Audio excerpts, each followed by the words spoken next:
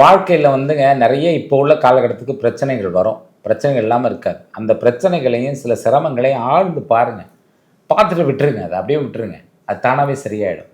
சில விஷயங்கள் தான் நீங்கள் உடனடியாக முடிவெடுக்க வேண்டியது வரும். சில விஷயங்கள் அப்படியே ஆற போட்டுறணும். சில விஷயங்கள் கண்டுக்காமல் விட்டுறணும். அப்போ தான் சரியாக வரும். அதனால் அப்படி அந்த என்ன பிரச்சனையோ அதை ஆழமாக பாருங்கள். நீங்கள் ஒரு என்ன சொல்கிறது வாட்சிங் கேரக்டர். பார்வையாளர் மட்டும்தான் நீங்கள். அதில் உணர்ச்சிகளை கலக்காதீங்க அதில். பார்த்துட்டு விட்டுருங்க. அந்த பிரச்சனை பாருங்க. அப்படியே சும்மா சொல்கிறாங்களே சூரியனை கண்ட பனி போல் விலகி ஓடிவிடும். நடைமுறையில் நீங்கள் பார்க்கலாங்க. ஒன்றும் இல்லை, உடம்புல இருக்க ஒரு வலியை அந்த வலியை ஒரு போகணும்னு நினைக்காம ஒரு பார்வையாளராக கவனித்து பாருங்களேன். கவனிச்சே இருங்க. இந்த வலியை டக்குன்னு ஒரு 3லேருந்து 5 நிமிஷத்துக்குள்ள அந்த வலி சுத்தமாக இல்லாமல் போகிறதுக்கான வாய்ப்புகள் இருக்குது. இது நான் சொல்கிறது 90% நடக்கும். அடுத்தது நீங்கள் இன்டர்வியூக்காக டென்ஷன் ஆவீங்க, எக்ஸாமுக்காக டென்ஷன் ஆகுவீங்க.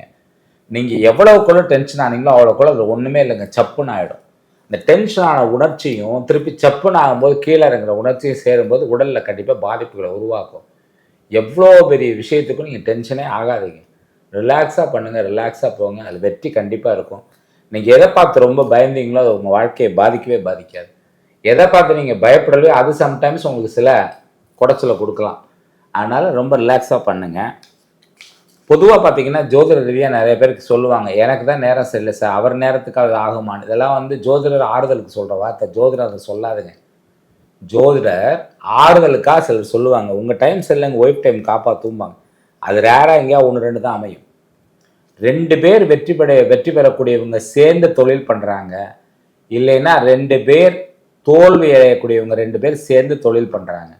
வெற்றி அடையக்கூடியவரும் தோல்வி அடையக்கூடியவரும் ஒன்று சேர்ந்து